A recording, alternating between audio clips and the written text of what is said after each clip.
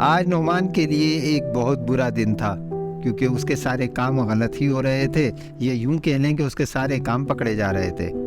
نعمان بہت شرارتی بچہ تھا، اس کا ذہن ہر وقت نئی نئی شرارتیں سوچنے میں مصروف رہتا، جن کو سوچتے ہی فوراً وہ ان شرارتوں کو انجام دے دیا کرتا تھا، یہ سوچے بنا کہ اس کا انجام کیا ہوگا، یہ شرارت کے بدلے اس کو کیا سزا ملے گی۔ آج بھی اسکول میں اس کے ہاتھ سے سیاہی کی بوتل گر گئی، جو اس کی ٹیچر کے سفید جوتوں پر نقش و نگار بنا گئی، اور جب اس نے ایک اور ٹیچر کی پیٹھ پیچھے ان کی نقل اتاری تو اس کا بھی ان کو پتہ چل گیا کہ یہ کس کی شرارت ہے،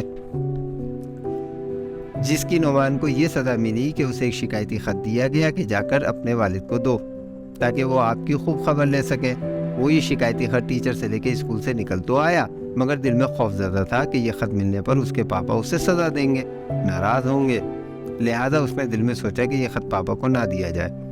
اس لیے وہ گھر جانے کے بجائے راستے میں ایک جگہ درخت کے سائے میں بیٹھ گیا اور خط کو درخت کے پاس مٹی میں چھپانے لگا۔ خط چھپانے کے لیے جب اس نے زمین کھودی تو اسے ایک ربر کا ٹکڑا ملا۔ اس نے وہ ربر کا ٹکڑا نکال کر خط اس جگہ دبا دیا اور دل میں سوچا کہ کاش یہ ربر جادوئی ربر ہو تو میں اپنا اسکول ہی مٹا دوں۔ یہ دل میں سوچتے ہوئے غصے سے اس نے اپنے اسکول والے راستے کو اسکول تک دیکھا اور ہوا میں ربر کو ایسے چلانا شروع کر دیا جیسے کاپی پر کچھ لکھا ہوا مٹانے کے لیے ربر کو استعمال کیا جاتا ہے۔ اچانک اس نے دیکھا کہ اسکول غائب ہو گیا ہے، وہاں صرف اسکول کی عمارت کی جگہ اب خالی زمین نظر آ رہی تھی۔ نعمان یہ منظر دیکھ کر گھبرا گیا۔ اس نے تھوڑا آگے بڑھ کر غور سے دیکھا کہ کہیں یہ اس کی نظر کا دھوکہ تو نہیں، لیکن واقعی وہاں کوئی اسکول نہیں تھا۔ وہ خوف زدہ ہو کر جلدی سے اپنی کتابیں اور ربر اٹھا کر گھر کی طرف بھاگ کھڑا ہوا۔ جب وہ گھر پہنچا تو اس کی امی اس کی جلدی آمد سے حیران ہوئی۔ انہوں نے پوچھا، خیریت ہے نعمان، آج جلدی گھر آ گئے؟ کھانا تو ابھی تیار نہیں ہوا، تو مجھے کچھ لکڑیاں لا دو تاکہ میں آگ جلا کر تمہارے لیے جلدی سے کھانا تیار کر دوں۔ نعمان غصے میں تو تھا ہی، غصے میں اس نے لکڑیاں لا کر دروازے کی طرف اچھال دیں، جن کی راکھ اور کچرا پورے فرش پر پھیل گیا۔ اس کی امی یہ منظر دیکھ کر ناراض ہو گئیں اور غصے سے کہنے لگیں، یہ کیا کچرا پھیلا دیا نعمان، اب جاؤ جھاڑو لا کر اسے سمیٹو اور اٹھا کر ڈسٹ بن میں ڈالو۔ نعمان نے اسی خراب موڈ سے جواب دیا، نہیں، میں اسے صاف نہیں کروں گا۔ امی یہ جواب سن کر اور بھی ناراض ہو گئیں اور کہنے لگیں، اچھا ہے، رہنے دو، تمہارے پاپا کے آنے تک اسے رہنے دو، میں بھی صاف نہیں کروں گی۔ وہ خود آ کر تمہاری یہ حرکت دیکھیں گے تو جو تمہارے ساتھ ہوگا وہ تم جانتے ہو۔ نعمان پاپا کا ذکر سن کر تھوڑا گھبرا گیا اور اسی گھبراہٹ میں اس نے جادوئی ربر ہاتھ میں پکڑ کر آنکھیں بند کر کر ہاتھ کو گھمانا شروع کر دیا۔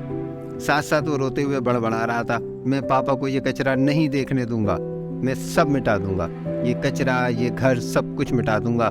جب اس نے آنکھیں کھولیں تو وہاں کچھ بھی نہیں تھا، نہ کچرا، نہ گھر، نہ امی، سب غائب ہو چکا تھا۔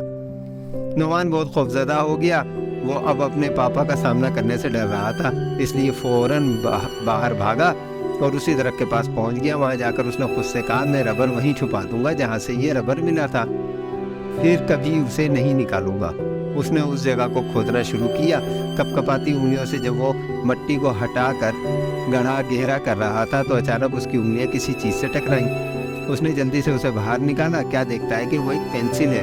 نعمان نے پینسل باہر نکال کر ربر اس گڑھے میں ڈال کر مٹی برابر کر دی۔ اب وہ پینسل ہاتھ میں لے کر سوچنے لگا، ایک کاش یہ پینسل بھی جادوئی ہو، جو کچھ میں غلطی سے مٹا چکا ہوں اس پینسل سے بناؤں تو واپس آ جائے۔ اسے آزمانے کے لیے اس نے پینسل ہاتھ میں لے کر ہوا میں بلند کی، اس کا رخ اس طرف کیا جہاں اس کا اسکول تھا اور انتہائی احتیاط سے اپنا اسکول بنانا شروع کیا۔ جیسے جیسے وہ بناتا گیا اس کا اسکول بنتا چلا گیا۔ وہ یہ سب دیکھ کر حیران مگر اس سے زیادہ خوش ہوا کہ اس کا اسکول واپس آ گیا۔ وہ اسی خوشی کے عالم میں گھر کی طرف بھاگا۔ وہاں تھوڑی دور رک کر وہی عمل دہرایا، اسکول کی طرح اس کا گھر بھی بنتا چلا گیا۔ اس نے اپنی امی کی تصویر بھی بنائی، حتیٰ کہ ایک جھاڑو بھی بنائی جو اس کی امی نے اسے لا کر صفائی کرنے کو کہا تھا۔ سب کچھ واپس آ گیا۔ وہ بہت خوش ہوا۔ اچانک اسے اپنے پاپا کی آواز آئی جو گھر کی سیڑھیاں چڑھ کر اوپر آ رہے تھے۔ وہ تیزی سے اپنے والد کی طرف بڑھا اور خوشی سے انہیں بتانے لگا، دیکھیں پاپا، مجھے ایک پینسل اور ربر ملا۔ وہ سب کچھ بتانا چاہتا تھا مگر نہ بتا سکا۔ اس کے پاپا کچھ تھکے ہوئے لگ رہے تھے۔ انہوں نے اسے پیار سے کہا، تو بیٹا یہ بات ہے تو اس پینسل سے کوئی ڈرائنگ بناؤ۔ नोमान फौरन गया और एक कोने में बैठकर एक बिल्ली की ड्राइंग बनाने लगा। ड्राइंग बहुत अच्छी बनी थी। उसके पापा देखकर खुश हो गए। नोमान की अम्मी भी बहुत खुश हुई। उन्होंने इस ड्राइंग को घर की दीवार पर आवेदा कर दिया। इस जादुई पेंसिल से उसने बहुत सी तस्वीर बनाई जो सारी बहुत अच्छी थी। ये तस्वीर उसने स्कूल में अपनी टीचर को भी दिखाई, वो भी खुश हुई। नोमान की खुशी इस बात से और बढ़ गई कि टीचर शिकायती खत के बारे में बिल्कुल भूल चुकी थी। उन्होंने नोमान से उस खत का कोई जिक्र नहीं किया, बल्कि उसे बहुत सारे कागज ला कर दिए और कहा ऐसी अच्छी तस्वीर रोज बनाना। नोमान ने इस जादुई पेंसिल से इतनी तस्वीरें बनाई कि पेंसिल छोटी सी रह गई। नोमान ने वो पेंसिल फेंकने के बजाय वहीं दरख्त के पास मिट्टी में दबा दी जहाँ से उसे ये पेंसिल मिली थी। वो तमन्ना कर रहा था कि काश ऐसी तस्वीरें वो आम पेंसिल से भी बना सकता। उसकी ये ख्वाहिश भी पूरी हो गई। वो तस्वीरें बना बनाकर इतना माहिर हो गया था कि पूरे इलाके में मशहूर हो गया। लोग दूर दूर से उसके हाथों से बनाई गई तस्वीरें देखने आते थे। कोई नहीं जानता था कि नोमान ने तो कभी ड्राइंग करना किसी से सीखा ही नहीं, फिर वो कैसे इतनी अच्छी तस्वीरें बना लेता है। नोमान ने किसी को अपनी कहानी नहीं सुनाई। ये एक राज था, एक जादुई रबर और जादू की पेंसिल का राज। इस राज के दो ही गवाह थे, एक नोमान और एक दरख्त। दोनों ने ये राज किसी को नहीं बताया, क्योंकि राज को राज ही रहना चाहिए। अगर आप इस तरह की और मज़ेदार कहानियाँ सुनना चाहते हैं तो इस वीडियो को लाइक कर दें और चैनल को सब्सक्राइब कर दें।